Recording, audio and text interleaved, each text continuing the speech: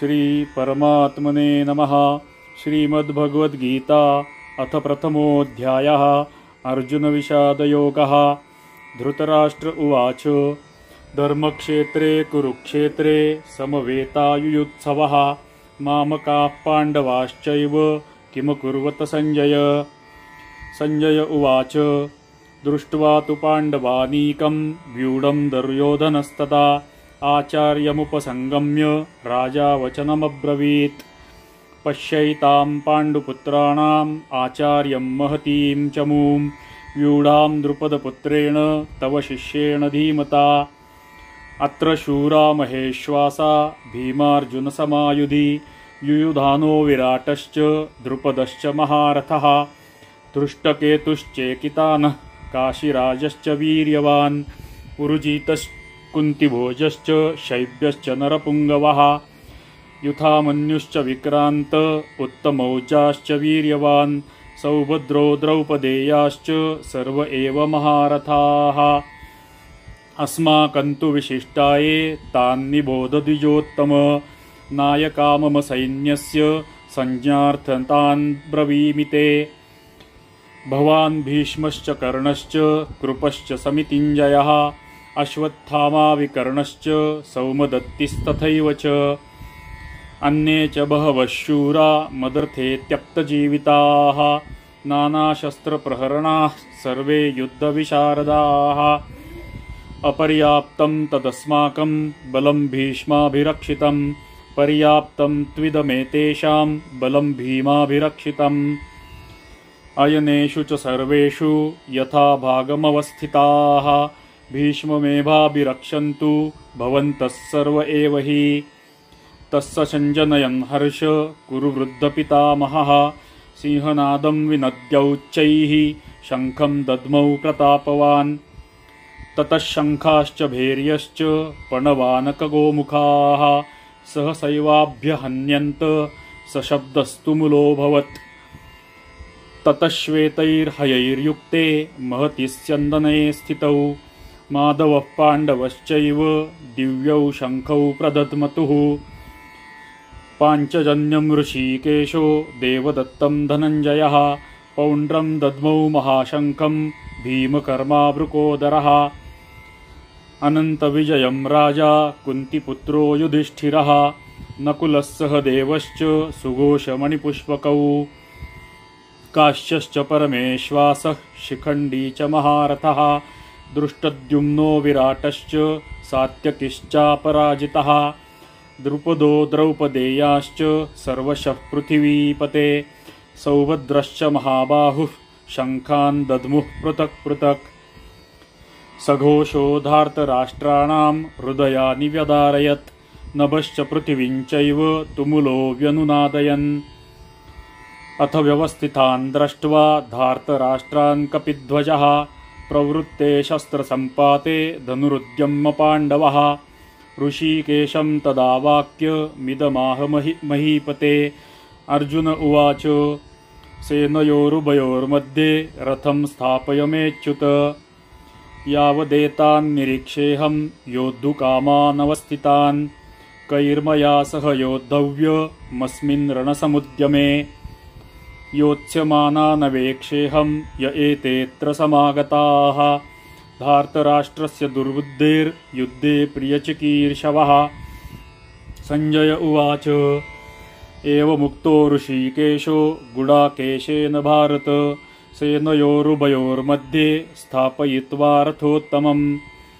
भीष्मद्रोणप्रमुखतः सर्वेषां च महीक्षिताम् उवाच पार्थ पश्यैतान् समवेतान् कुरूनिति।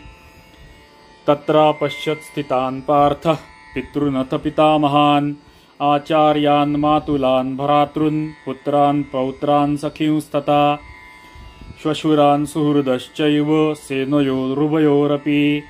तान् समीक्ष्य स कौन्तेयः सर्वान् बन्धूनवस्थितान् कृपया परयाविष्टो विषीदन्निदमब्रवीत्। अर्जुन उवाच दृष्टवेमं स्वजनं कृष्ण युयुत्सं समुपस्थितं सीदन्ति मम गात्राणि मुखं च परिशुष्यति। वेपतुश्च शरीरे मे रोमहर्षश्च जायते। गाण्डीवं संसृते हस्तात् त्वक्चैव परिदह्यते, न च शक्नोमवस्थातुं भ्रमतीव च मे मनः। निमित्तानि च पश्यामि विपरीतानि केशव, न च श्रेयोऽनुपश्यामि हत्वा स्वजनमाहवे। न काङ्क्षे विजयं कृष्ण न च राज्यं सुखानि च, किं नो राज्येन गोविन्द किं भोगैर्जीवितेन वा। येषामर्थे काङ्क्षितन्नो राज्यं भोगाः सुखानि च, त इमेव स्थिता युद्धे प्राणांस्त्यक्त्वा धनानि च। आचार्यः पितरः पुत्रास्तथैव च पितामहाः, मातुलाः श्वशुराः पौत्राः शालाः सम्बन्धिनस्तथा। एतान्न हन्तुमिच्छामि घ्नतोऽपि मधुसूदन, अपि त्रैलोक्यराज्यस्य हेतोः किन्नु मही कृते। निहत्य धार्तराष्ट्रान्नः का प्रीतिः स्याज्जनार्दन, पापमेवाश्रयेदस्मान् हत्वैताना ततानि यिनः।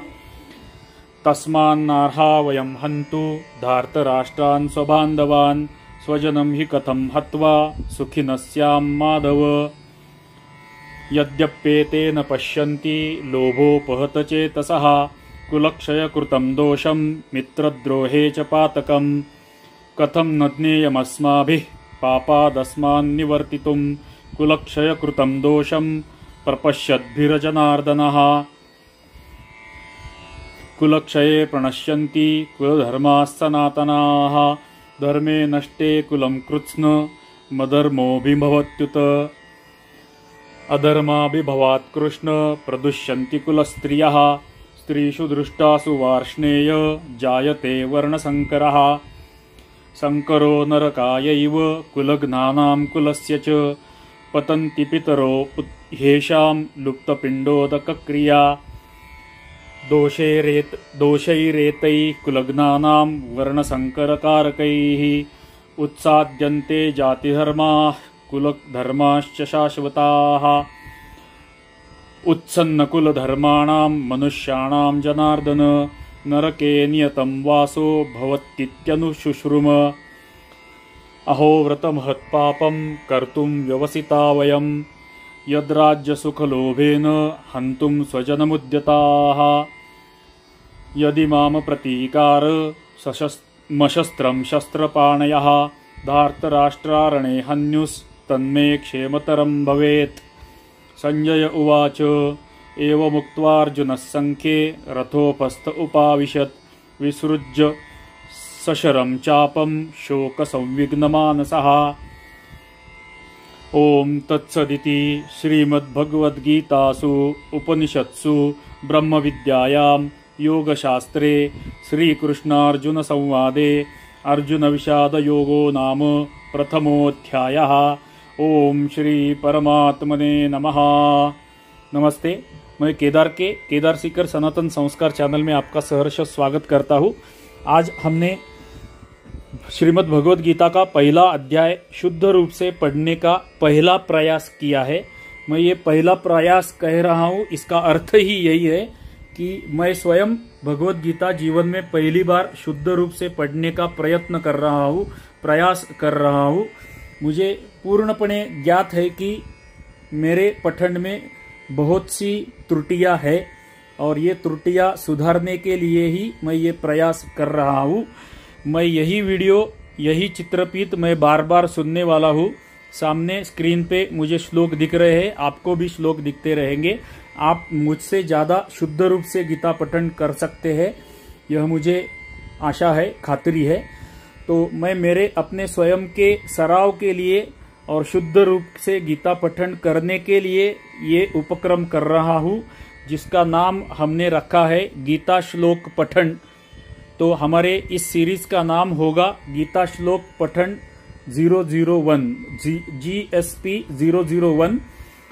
एक पहला राउंड कंप्लीट करके 18 अध्यायों का पहला राउंड कंप्लीट करने के बाद, पूरा करने के बाद हम फिर से पहले अध्याय से शुरुआत करेंगे और दूसरे राउंड में, दूसरे आवर्तन में हम ज्यादा शुद्ध रूप से या संपूर्ण शुद्ध रूप से पढ़ने का और ज्यादा प्रयास करेंगे।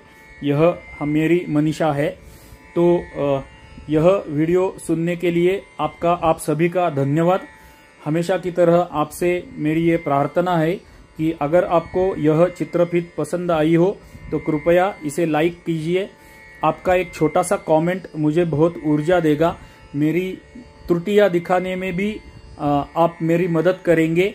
आप कमेंट में मेरी त्रुटियां भी लिख सकते हैं, मुझे सुझाव भी दे सकते हैं और मेरी त्रुटियां भी बता सकते हैं।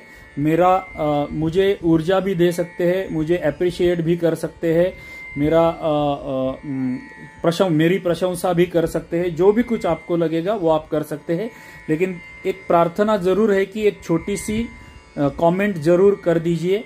मेरा चैनल केदार सीकर सनातन संस्कार, इस चैनल को अगर आपने अभी तक सब्सक्राइब या फॉलो नहीं किया है तो कृपया मेरे चैनल को सब्सक्राइब कर दीजिए। नोटिफिकेशन की घंटी को क्लिक कर दीजिए ताकि मेरे आने वाले वीडियोस के नोटिफिकेशन आपको मिलते रहे।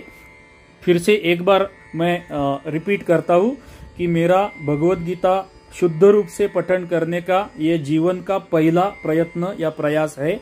इसमें बहुत सारी त्रुटियां है, इसकी मुझे जानकारी है, लेकिन सिर्फ मैं ये प्रयत्न ही कर रहा हूँ, इतना ही इसका अर्थ है। मेरा बिल्कुल दावा नहीं है कि मैं शुद्ध रूप से गीता पठन कर रहा हूँ। तो मेरे खुद को स्वयं को गीता सीखने के लिए मैं ये प्रयास कर रहा हूँ। तो मेरी त्रुटियों के लिए मैं आपका क्षमा प्रार्थी हूँ।